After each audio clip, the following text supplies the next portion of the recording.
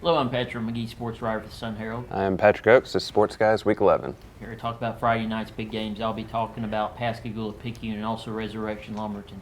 I'll talk about George County visiting St. Martin. I'll kick things off talking about D'Iberville playing Harrison Central. Kind of an interesting one. You got D'Iberville coming off a last-second win. They held on. Gulfport had a chance there to send it to overtime, but D'Iberville on the road, found a way to win. Their running backs just keep churning up yardage. As long as they're not turning the ball over like I saw a couple weeks ago against George County, they're about as good as anybody right now down here. And then you have Harrison Central, which that had to have been a heartbreaker. Just keeping up with the score. It looked like it was going to be a blowout. And to be honest, I kind of moved on to other games later in the night thinking that was all wrapped up.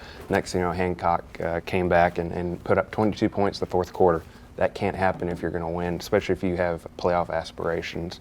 Right now, I think it's pretty safe to say there's some hand-wringing going on in 4-6A. You have D'Iberville sitting on top at 4-1, and then you have St. Martin, George County, and Biloxi all at 3-2, and then you have pretty much everybody else right behind them with 2 wins, and then Hancock only has the 1. So these next 2 weeks, there's going to be a lot of shuffling there, a lot of battling to try and get those playoff spots. I think Friday night, D'Iberville just keeps rolling. They've been too good lately. I think they end up winning by maybe 10 points. Then the other one, I think it'll be a little different as far as the score is concerned. I think it's between George County and St. Martin. It's going to be whoever has the ball last wins. It's going to be a pretty high-scoring game. George County, another team, kind of a weird week last week where Biloxi just kind of had their way with them. They forced some turnovers with their backup quarterback in. Were able to throw for a couple of touchdowns, run for another one. And then you have St. Martin. I was there last week. Heartbreaking loss for them. Gave up the lead late after leading the whole game, then go for 2 to try and win it. Had the right play call. Just the Ocean Springs defensive lineman made the right play, made a good play there, knocked the ball down. This one, like I said, it's going to be a shootout. I'd expect it to be something like 55-49, and I think I'll give St. Martin the edge. I think they'll bounce back from last week's win, and they're at home, so I think they'll get it done. Resurrection-Lumberton, this is a game for the region. Both teams are undefeated in region play coming in. Resurrection-Lumberton played twice last season. Right. Resurrection won both games, including one of those being a playoff game.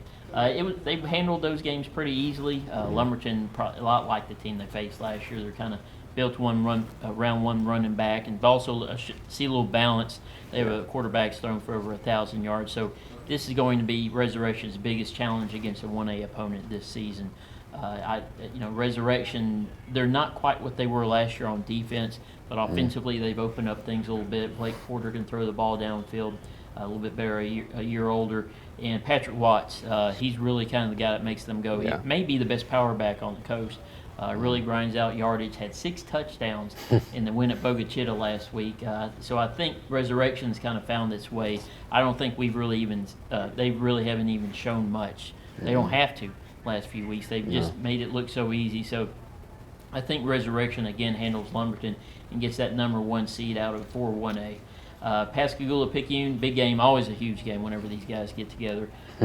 Pascagoula's had their number a little bit, beat them last year. Of course, Picayune was down a year ago. Now they're way up. Only 1 loss on the schedule to Stone High. Pascagoula really took it on the chin against Hattiesburg. Bounced back a little bit last week against PRC in a tight game. Picayune, they, like I said, 2 weeks ago, fell to Stone. Then they beat Long Beach last week. Really had it easy. And I think the key for Picayune this week is Josh Littles is supposed to be back. He's been banged up the last couple of weeks. As long as he's healthy, he's on the field, they have that chance to kind of break it for the big play on any snap. So that's the key for them. If they can get Littles going where he's running into the Pascagoula secondary, that's the big key for them. Of course, Pascagoula, it really comes down to holding on to the ball, playing good defense, and getting Reginald Hunter up to 160, 170 yards. Pascagoula is not going to blow anybody away offensively, but if they play smart football on the road at Picayune, they can really make this a game. But it's hard to see, winning at Picayune as much as they've had going their way here lately. I know the 1 loss at Stone was tough, but I think they learned from that. So I think Picayune is going to be ready for Pascagoula to come into their house. I see Picayune maybe winning by 7 to 10 points. We appreciate you watching again this week, and we'll see you Friday night at the games. And be sure to download the Sun Herald app to keep up with scores Friday night.